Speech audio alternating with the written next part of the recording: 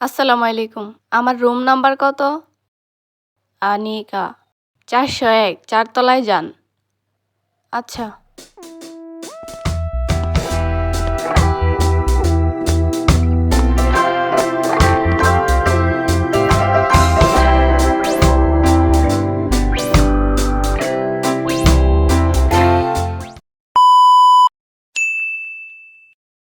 হ্যাঁ আম্মু।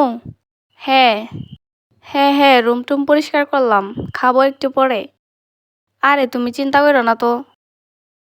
আপনারা রুমে কেউ আছেন? জি। আপনারা সবাই একটু নিচে আইন গেস্ট রুমে। সিনিয়ররা আপনাদের লয়া মিটিংয়ে বইবে। আচ্ছা আম্মু, পরে কথা বলবো নে, নিচে মিটিংয়ে যাইতে হবে। সিনিয়ররা নাকি ডাকছে। আচ্ছা, সিনিয়ররা ডাকতেছে কেন? রেক টেক দিবে না তো আবার? আরে না না, নতুন আসছি না, তাই হয়তো পরিচিত হওয়ার জন্য ডাকতেছে। র্যাক দিবে কেন? এই তোমার না বলছে আগে ডিপার্টমেন্ট বলবা, আর সিনিয়র দেখলে যে সালাম দিতে হয় এটাও জানো না? ম্যানার শিখো নাই কিছু? এই তুমি আবার এরকম করছো কেন?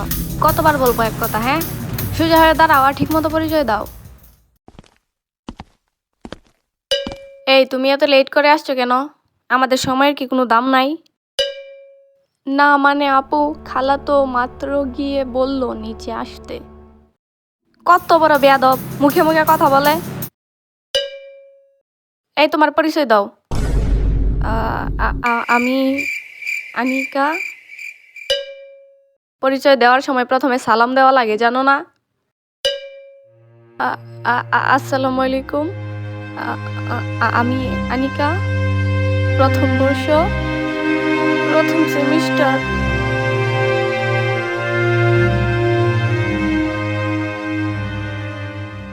আরে কান্না করতেছো কেন? কান্না করার কিছু হয়েছে এখানে? এই দেখ, ও পরিচয় দিতে গিয়া কান্না করে দিছিল।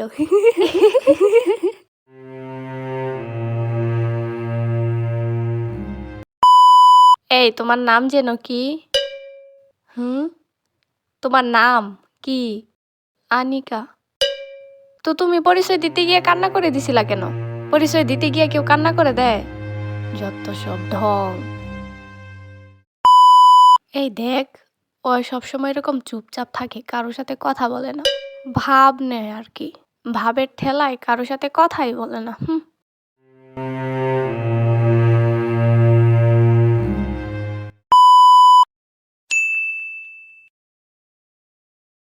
এই শুনো, আমাদের রুমের কতগুলা নিয়ম আছে যেগুলা তোমাকে ফলো করতে হবে। কি নিয়ম? নোটিশ তো দেয় নাই। নোটিশ নাই, কারণ এগুলো আমি বানাইছি। নাম্বার 1, তোমরা 2 জন সপ্তাহে 3 দিন করে রুম ঝাড়ু দিবা, বাকি একদিন আমি দিব, কারণ আমি রুটিন বানাইছি। তোমারে কে বলছে রুটিন বানাইতে? নাম্বার 2, রুমে কোনো প্রকার সাউন্ড করা যাবে না, ফোনে কথা বলা যাবে না, ফোন আসলে বাইরে গিয়ে কথা বলতে হবে। নাম্বার 3, রুমে ফ্রেন্ড নিয়ে আড্ডা দেওয়া যাবে না। নাম্বার 4, জুড়ে জুড়ে পড়া যাবে না, দরকার হলে রিডিং রুমে গিয়ে পড়বা। আমার রুমে আমি পড়তে পারবো না, এটা আবার কোন দেশি সংবিধানের নিয়ম? নাম্বার 5, রাত 10টায় রুমের লাইট অফ করে দিবা, কারণ আমি 10টায় ঘুমাই যাই। লাইট অফ করে দিলে পড়বো কিভাবে? আমি কি জানি, ফোনের লাইট দিয়ে পড়বা। কি? ফোনের লাইট দিয়ে আবার কেমনে পড়ে? আমি তো পড়তেই বসি রাত 10টার পরে। নাম্বার 6, আমি যখন ঘুমিয়ে থাকবো তখন কেউ কোনো কথা বলতে পারবে না, আমি সাউন্ডে ঘুমাইতে পারি না। এগুলা কি নিয়ম নাকি আর কিছু ভাই? আমার রুমের এই নিয়মগুলোর কাছে তো সংবিধান পুরাই ফেল। মনে হইতেছে রুমে উঠি নাই, জেলখানায় আসছি। জেলখানাও মনে হয় এর চাইতে ভালো, যদিও আমি কখনো যাই নাই। কিন্তু এগুলা কেমন নিয়ম? এত ছোট একটা রুম, তার উপর 3 জন থাকা লাগবে, তার উপর এতগুলা নিয়ম। এর চাইতে তো আমার বাসাই ভালো ছিল, কেন যে হলে আসতে গেলাম। আম্মু!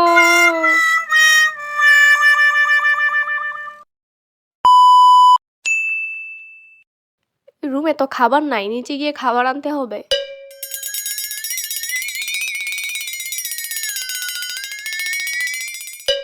কলমের কালি শেষ।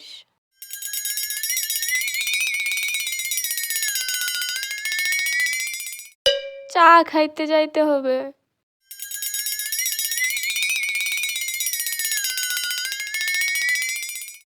খাতা কিনতে হবে।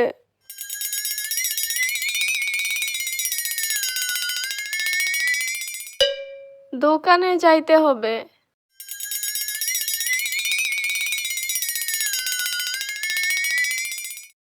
ধুর, 4 তলায় যে কেন আমারে রুম দিল? সিঁড়ি দিয়ে উঠতে নামতেই জীবন শেষ।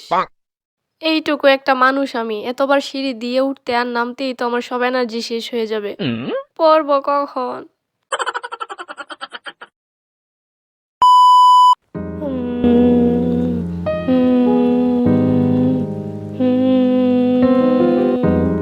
হ্যাঁ জান, আর বইলো না। বাসায় এক রুমে আমি একা থাকতাম, আর এইখানে আইসা 3 জন একসাথে থাকতে হয়। কি যে একটা অবস্থা! আমি তো এখানে থাকতেই পারবো না বেশি দিন। এই তুমি একটু আস্তে পড়ো, আমার কথা বলতে প্রবলেম হইতেছে। আর বইলো না, সারাক্ষণ শুধু সাউন্ড। নিজেই নিয়ম বানাইছে ফোনে কথা বলা যাবে না, আবার নিজেই ফোনে কথা বলতেছে। ক্ষুধা লাগছে, যাই খাইয়া আসি।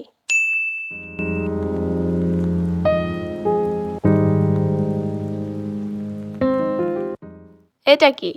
এটা কি মাংসের পিস নাকি কোয়েল পাখির ডিম? এত ছোট মাংসের পিস হয়? এটা কি ডাল নাকি হাত ধোয়ার পানি? ডাল এত পাতলা হয়? হলে না আসলে জানতামই না।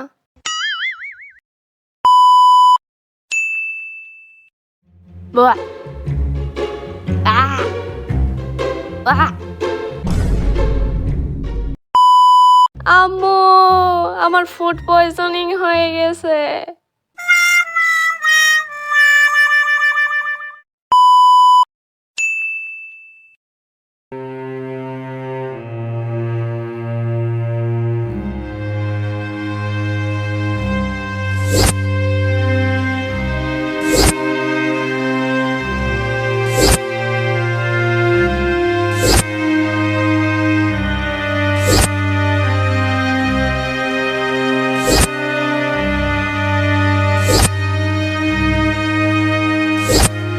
আমি বাড়ি যাব।